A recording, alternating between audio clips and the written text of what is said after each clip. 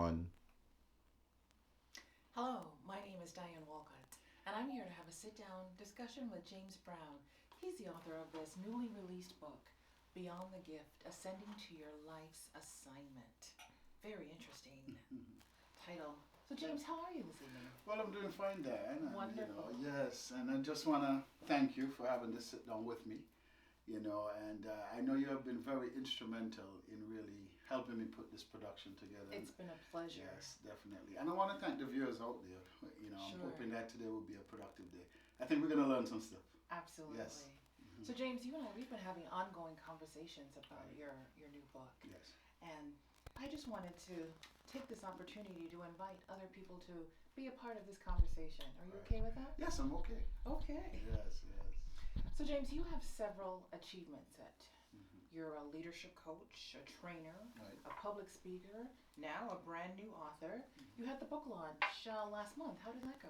Yeah, it went pretty well. Pretty Good. well. We had about 100 and something people Wow. online. Okay. People from as far as Africa, parts of Africa, the Caribbean, Canada, and also the Caribbean in St. Kitts, where I'm from. Okay, Yeah, okay. yeah. It was I joined wonderful. in on that too. It was a good Wow, evening. Wow. Yeah. Yeah. So, in addition to all of these achievements, you're also a happily married man to your beautiful wife, Blondell. Yes. And your union has produced 3 children, yes? Yes. Joel, Jabari, and Joy. Correct. Good.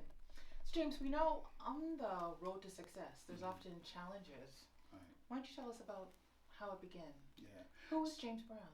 Right. So it began for me. I'm from an island. Okay. The island of St. Kitts and Nevis. Mhm. That's in the Eastern Caribbean. So I grew up on that island. The island is like a mixture of African heritage with British influence. So the mainstay of that economy is basically tourism right now. But I grew up into a family on that island Okay. in Lower Bamboo Street. Bamboo Yeah, Street. yes, It's a very yes. Caribbean name. Yeah. So I was born into this family, the youngest of 2 other siblings, my Okay. older brother and my older sister. But growing up, yeah, typical middle class family. Mom and dad, raised us with good moral values. Okay. So what we had, we were not wealthy, as some would have it to be, I understand. but I think what we had was a sense of family pride. Family pride. Yes, Okay. and education. and Education. good okay. morals, good manners. That was really, Okay. that was a drive for my dad and my mom. Yes. Both parents. Both parents, Okay. yes. Okay. Yes. So, this feeling of family pride, Mhm. what did it look like in the Brown family? I guess you were a church-going family, Right, yes? we were, yes. And you're a talented family. I remember in our conversation you said the whole family can sing. The whole family can sing, yeah. Wow. So I came out of that, so we were very talented, and we were kind of looked upon as the Browns kids. The Browns kids. There goes the Browns kids, Okay. Yes, so Good. that's what we had. We had that was our riches, more or less. Right. Yeah. Right. Mhm. So you said that education was very important. Yes. Your parents wanted to make sure that you and your siblings had a proper education. So what was that like for you growing up? Yeah. So that for me growing up, we went to the more affluent schools. Okay. Yeah. So my mom and dad, they didn't make much, but they made sure that we went to we were living in the rural area, so we went to school in the urban area, Okay. and more of the people of the more upper echelons would go to Or those attended schools. those schools. Okay. Yeah. So I went to that school. But however, even though going to that school, I still felt a sense of exclusion. Exclusion. Yes, due to the color of my skin. Yeah, I was teased, and the other kids who I went to school with, they were more of a lighter skin complexion. Okay. Okay. Yeah, but then I can remember one particular moment. I can never forget it. I was placed in a classroom all by myself, right, away from the rest kids. Oh. Yeah, I can. Was that ongoing or just a particular isolated incident? That was a particular isolated incident. Okay. Yeah. So I was placed in this class by myself, and I could remember the teacher was a nun. Oh, Right? none. Okay. Yeah. So it was a Catholic school. Catholic school. Okay. Correct. So I was placed, and because of that, I was looked upon as, not having the ability to learn as fast as the other kids. So this really impacted my life. I didn't feel I was gifted. I didn't feel I was talented. So I struggled in these areas. Even though you came from a family of being talented. Yes. You as an individual didn't feel that. No, I didn't really feel like I was gifted like that. Okay. Hmm So what happened with the nun in the classroom? hmm why are you sharing that with us? Yeah. Well, I'm just sharing this with the audience to let people know that, hey, you can come out of that situation and still manage to write a book beyond the gift. Okay. That's what I want to let the audience know. Okay. Because, I think we're going to talk a bit more about that, going through a season of exclusion, rejection, and those sort of stuff.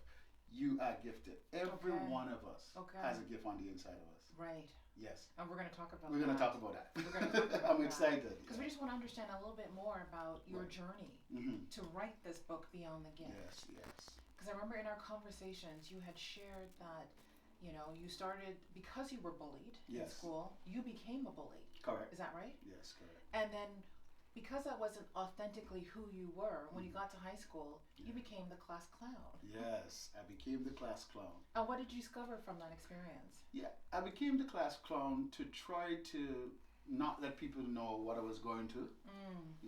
Sometimes when you don't want people to see you, you become loud. So I was trying to divert the attention off of myself. Right. Right, by becoming the class clown. But I never saw myself as fitting in. I didn't see myself to be academically gifted. I didn't see myself to be athletically gifted or technically gifted. Wow. Right? So I always wanted to know, well, where do I fit? Where do you fit in? However, I realized something, Diane. I realized that I had the ability to persuade and also to influence people. Okay. Even by giving jokes. So I didn't really sight as gifts at the time, but later on I realized that, hey, these are gifts. Because even today, as I speak, when I step onto a stage, I use that, as influence, Gotcha. So you came from this talented family, but you didn't feel that you were talented. No. And then you became a bully, and then you became a class clown, and then you discovered that you actually do have some gifts. Yes, yes. So when you were 10 years old, something happened in your life. Do you want to share that with us? Sure. When I was 10 years old, my mom died. Yes. That's very tragic for a young boy. Very tragic, yeah. So after my mom died, I was left with my dad, my older sister, and my older brother. Okay. My older brother is somebody who I look to, as a sort of a benchmark of, okay, what a man should be like. Okay. Right? So I looked at him. He really impacted the earlier parts of my life. What was the age difference between you and your brother? 10 years difference. 10 years, Yeah, okay. 10 Okay, years so there's difference. enough that, okay. And my sister, of course, is about 4 years older than me. So he really took up a lot of the challenge when mom died, really. So you helped with the parenting and the Yes. grooming and the Yes. development of you Yes. as a little boy going into Yes. adolescence. Yes, tremendous responsibility on the shoulders of just a young man. Sure. Yeah. Sure. So, but something happened when I was 15. He left the house. Your brother left the house. Yeah, to get married. Okay. Yes. Because if you were 15, that would mean he was 25. 25. Okay, correct. so that's a good age to get Yes, married. yes. So he left the home at 25 years old to get married. But you were 15. I was 15. Okay. Now this is someone who I was looking to. This was like a pillar. Okay. And now your pillar left the home. You understand me? So from the age of 15 to 20, right up until 20 years old, it was like going downhill. Oh. So even started experimenting with drugs. Oh. Started looking for love in the wrong places. Started identifying myself with different powerful figures. Because remember, I felt rejected. I felt bullied. So I would look at these videos. Funny enough, I would look at videos like Pablo Escobar. Yes. James.